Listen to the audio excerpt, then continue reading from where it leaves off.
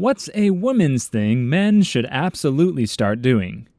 Story 1. Going to the doctor before they're at death's door. My physician told me that married men live 5 years longer than unmarried men, or something like that, because of their wives forcing them to be seen. My partner was showing signs of diabetes. I made him go to the doctor. They asked him what his symptoms are. Always thirsty, pees more than he should do, always dizzy, diabetes runs in the family. Doctor's reply, drink more water, not even a blood test. I'm a doctor and seriously, the wives are always dragging them in here. When my dad was in chemo, we'd regularly check with his doc to make sure they weren't believing a word he said about being fine and to tell them about the issues we were able to coerce out of him. Saved his life and his leg multiple times.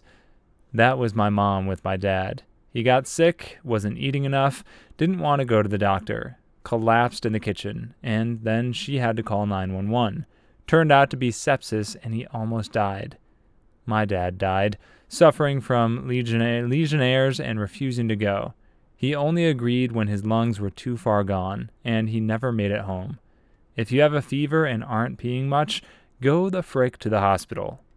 I'm so sorry for your loss. Mine died due to stubbornness too, and I don't know when I'll stop being mad about it. My nan died from stubbornness. It does occasionally happen to women too, but much more rarely. The worst thing is she finally did go into hospital and agree to have the surgery she needed, but by then it was too late. Really screwed up my uncle, who lived with her and had spent 3 days trying to get her to go in and never forgive himself for not getting her there sooner. I went to the doctor and ER when I was 22. I had freaking shingles coming in on the nerve on the right side of my skull and losing my eyesight. The pain was so bad. The ER thought I was faking it for pills. Even though I weighed 220 pounds and was muscular, not a normal junkie body type, and had no previous medical history of pill usage or abuse. It took a nurse spending lots of time asking me questions to then scream at the ER doctor, discharge me, call my dermatologist, and get me an emergency appointment. I was 1 millimeter from losing my eyesight permanently and having a damaged nerve to shingles. Dermatologist put me on 8 different medications to fight it, minimize pain, and strengthen my immune response. Had to have an emergency eye appointment the same day, too. The hospital billed me $7,000 for doing jack freaking crap to help, and that was 8 years ago. The dermatologist billed me $300 and the eye doctor $300. Screw the ER, screw overworked 16-hour shift doctors, and screw pouring more money into the medical system for hospital admins and CEOs. I hope anyone working in healthcare admin gets what they deserve coming to them. Story 2. Men should start reporting female harassment. I did this at my work. A female coworker harassed me, and I reported it. I only got an okay in response from our supervisor, also a woman. Life went on until I tried for a promotion, only to find out that the coworker that harassed me got the promotion instead. I was pretty mad at this for a few reasons, but the main being I don't believe anyone who harassed another person should be promoted. I applied for a different position and got it and moved to a new team. Then somehow the coworker that harassed me is now my team lead, position just under supervisor. I'm not okay with this at all, and went to my new supervisor and told them what happened. Apparently, the old supervisor never even reported it. My new supervisor, also a woman, was angry with me. I went and talked to her supervisor, who then told me to get over it, and that everyone deserves second chances. I said if I had done what she did, I would have been fired immediately, and we both know that. I then went to her supervisor, who got the coworker moved to another team. I'm still mad they let her keep her job, but at least I don't have to work with her anymore. Story 3. My 26-year-old cousin got her mom and dad into yoga with her, and amazingly, the dad is now probably more into yoga than the entire rest of the family. He's been a car mechanic his entire life and absolutely loves it. He said it has worked out some pains he's been dealing with for decades. My mom hurt her back at work, and the physical therapist was worried she wouldn't get back to her baseline. She was out of work for 4 months and couldn't move for the first 2 weeks. but she started yoga and she's got less back pain than before the accident. My university had free yoga twice a week, and it probably took my roommate a year to convince me to go. I never missed a day again. It's like stretching with some optional light exercises and meditation all rolled into one. It really helped my recovery from workouts, and the teacher was always willing to take suggestions for specific areas people wanted to work on if I had pain or soreness. Senior year of college, I took gentle yoga to fill a schedule gap. Best decision ever. It was me, one other senior, and everyone else were seniors in the sense of little old ladies. Every day, the instructor would ask what hurts, and then we'd all do back and neck stretches in a dark room and then fall asleep on the mats. 100%. This should be a part of every engineering curriculum. It's also a great way to get active when you're lazy. Sometimes I don't want to exercise, so I just do some basic sitting poses, and it gets me going. I'll just sit on my yoga mat and watch TV and gradually start doing more stretches. Trying to make everything a huge workout can be discouraging. Thanks for posting that. I've been stuck in a lazy rut and my body is really showing it. You mentally took me from feeling overwhelmed thinking of how far gone I am to now having a plan that will be healthy, fun, and doable. Especially in my home. I can easily do this every day. Story 4. I was trying on jeans for work the other day, and I found this magical material that stretches but looks like denim. I was gushing over them, and my wife laughed and said a lot of women's jeans use that material, and a lot of hers are the same. Men should discover these jeans. A lot of responses are about the inferior quality. Fair enough, but I work retail and am constantly squatting to fill shelves, so I'll take comfort over durability any day. Especially when I've got a bit of a butt on me. Customers don't need to be walking around the corner and catching a plumber's crack unexpectedly. My husband was astounded when he found men's stretchy jeans. He hated jeans before that. Conversely, I'm so tired of only finding stretchy jeans in the women's sections. I would like my pants to be much sturdier, so I don't have to keep buying pants. Elastic degrades from laundering much faster than true denim. And you never attain that soft, broken feeling before it's full of holes. I have young kids, so playing on the ground and being outside just kills the pants. So I'm going in the men's section now, but it's getting stretchy over there too. Edit. Okay, we've got some options. Thanks everyone for your input. Wrangler, Levi, American Eagle, men's work jeans, raw denim, and for some reason, rock climbing pants are coming up a lot too, because, kids are scrambling. I was able to start buying jeans again from American Eagle, and they have quite a selection of jeans without stretch. The best part is they usually have a comfortable waistband so that it's not digging into your stomach. It's the best of both. I was with you. I miss the feeling of real denim for some reason, and they have real front pockets that go up to my wrist. I haven't had a pocket like that on a pair of pants in 20 years. Story 5. Now that I'm growing my hair out a little longer, I didn't know how much I was missing out on not using hair conditioner. Since this comment took off, I wanted to add this comment is more of a statement of men not taking care of their hair the way they should. Whatever works for you, just keep doing it. Just take care of your beautiful hair. I've been using the 3-in-1 stuff for years. I just thought my hair was feeling a little crusty the last month or so, but it's probably been an issue for years that I just didn't notice till my hair started thinning pretty bad. I bought a bottle of conditioner 4 days ago, and the difference is unimaginable. Just did it on a whim, never turning back. 3-in-1? What's the third thing? In a pinch, you can use it for motor oil. The hell kind of 3-in-1 do you use? The third function of mine is as a dipping sauce for shower trends. I have long hair, and I told my girlfriend and her friend about the conditioner I use, and they laughed. Like, how are you going to use the worst conditioner on that beautiful hair? I finally used some fancy stuff, and it made a big difference. Edit. I asked my girlfriend what the fancy stuff was I used, and she said it was either Nexus or Paul Mitchell. Story 6. So many washings, they pass comments. You all are dating some poopy dingleberry trolls. I'm always shocked by that one. Like, as a guy who thoroughly washes his butt, it never really occurred to me that other people wouldn't all do the same. But then you get into a Reddit comment thread, and there's like a million random women and dudes talking about how their guys have literal poop caked onto their buttholes from years of neglect. What the frick? On the one hand, you have passed a bar you never knew was there. On the other hand, that bar is sickeningly low. What the frick, guys who failed it? Washing is one of the first things they teach babies. While I have not dated any of the poopy dingleberry trolls, I do remember a party I went to when I was in university. All the guys lined up outside and mooned the girls. It was dark, so you saw a line of butt cracks, but not much detail. A bunch of us took a picture, and when I checked the picture after, there were 2 or 3 guys in the line with serious issues. It was disgusting. One guy looked like he just had a thick smear up the entire crack. This was 25 years ago, and it's still permanently burned into my brain. Story 7. I work in a kitchen full of men, and it's quite sad to listen to them tell each other that they can't cry, or that they're not supposed to do so. I don't know who came up with this, but I fight that concept every chance I get.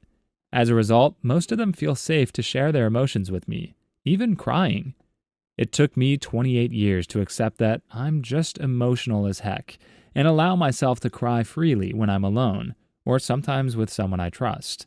4 years later, I feel as though I've basically stopped aging.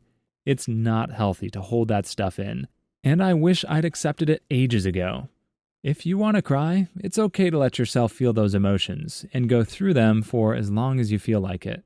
Kind of like a storm. It passes, and when you reach the other side, you feel like $1,000,000. I think that's what's really messed up, is how eventually you become so good at not crying that your body just kind of forgets how to. Something incredibly sad will happen, and you'll think, yep, now's the time. It's appropriate to cry now. But nothing happens, because you've conditioned yourself not to for so long. Story 8. My dad never went to hospitals, unless it was absolutely necessary. One time he was riding his motorcycle in the country, and he crashed. Ended up breaking his leg. He was in an area that had no reception, so this mofo walked on his broken leg 5 miles to the hospital. Since people are saying they have a lot of respect for him, I might as well follow up with this last thing. He committed seppuku by crashing his car. He was strong physically when it came to pain, but he had a lot of mental pain he couldn't handle. Men need to take better care of their mental health and stop focusing on what makes you manly. I once broke my arm falling from the bicycle. I was 13, didn't bother to tell anyone, slept it off. 2 days later, it started swelling up really bad. Dad takes me to the doctor, who immediately orders an x-ray. There is a clean, full break in the bone. Doc says it has even started healing, and I'm lucky that it's healing in the correct position, or they'd have to break it again and reset it. I like how you called your dad a mofo. It's literally the only time it's accurate. Story 9. Alright, woman, can y'all tell me how to shave my butt? 'Cause I got no freaking clue. Just get a trimmer and squat in the shower. Trimming will get rid of the hair. The small amount left is prickly for maybe a day. You don't get the dreaded regrowth itches. Ingrown hairs aren't as much of an issue. All around, 10 out of 10. Trick to reduce the prickliness sounds weird, but rub denim on the area. It softens the sharp edges of the hair quite a bit. This person trims. Squat in the shower and reach under, my dude. Pro tip, use hair conditioner when shaving any body part that isn't your face. It's much better than shaving foam, but does make things slippier, so be careful. Also, if you shave your butt, prepare for an unholy swamp butt.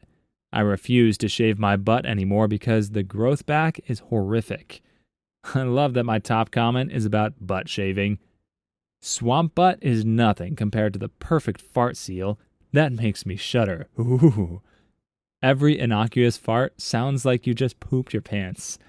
This is important information.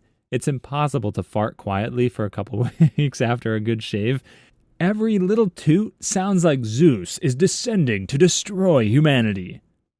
Story 10. My husband never really did pedicures before we met, and the first time I did one for him, he was in love with it. I used a scraper to get the dead skin off his heels. He calls them hooves, and he was horrified how much came off. He'll even inspect my work now and say, "This toenail is a little jagged.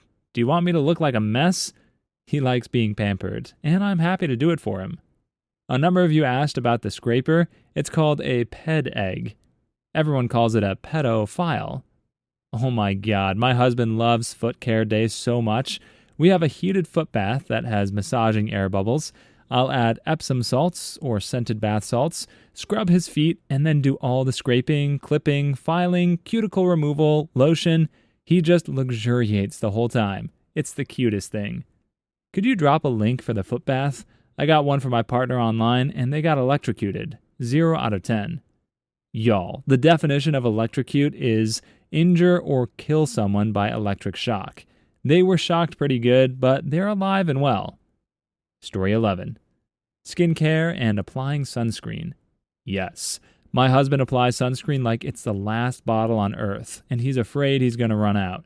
He literally will dip a fingertip into the tiny amount on his hand and put 4 to 6 tiny dots on himself, rub them in, and be shocked when he looks like a lobster later that evening. He also relies on his chest hair to keep his chest from burning. Spoiler, it doesn't. And then there's me, who uses sunscreen like my life depends on it, and still gets burned. I've worked outdoor construction for the last 16 years, and I'm the only one in the company that wears sunscreen daily, and all the other guys make fun of me for it. Idiots.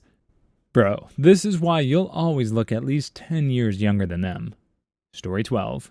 Treating yourself. Self-care.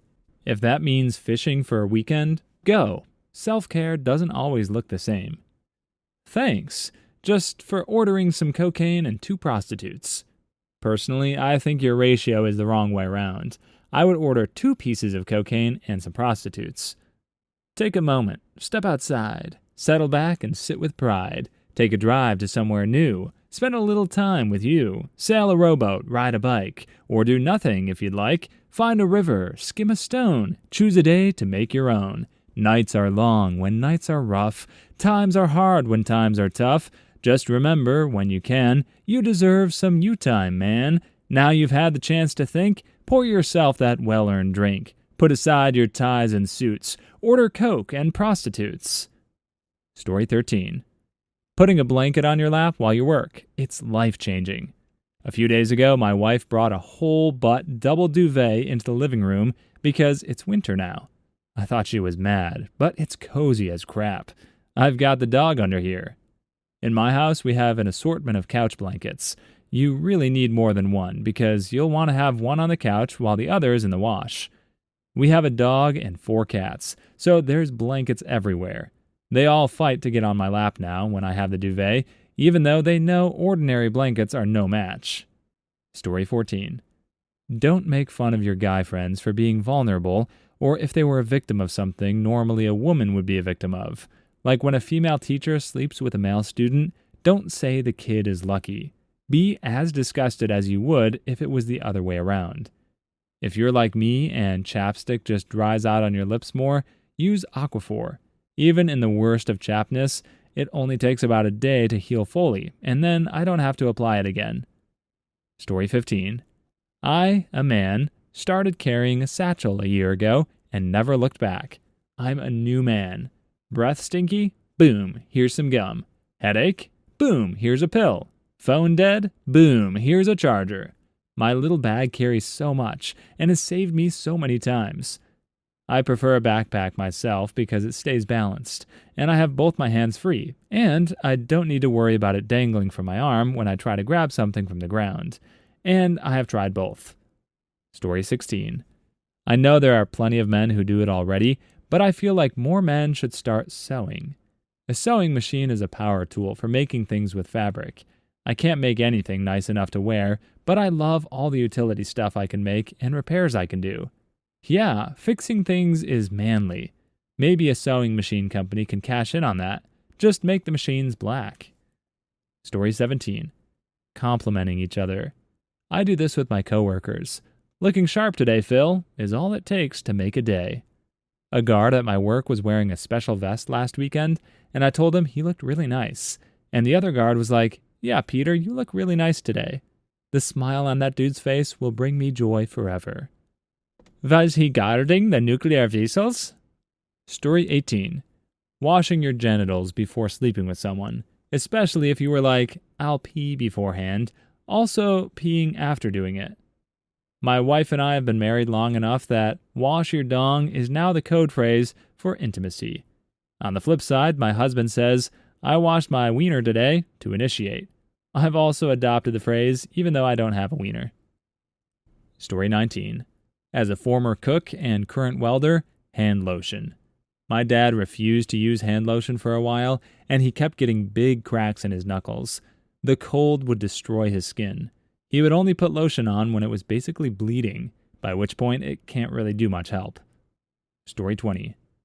Moisturize. To steal from Bill Burr, guys, you can put lotion on other places than your dong. Your dong still looks brand new, while the rest of you looks like an aging pirate.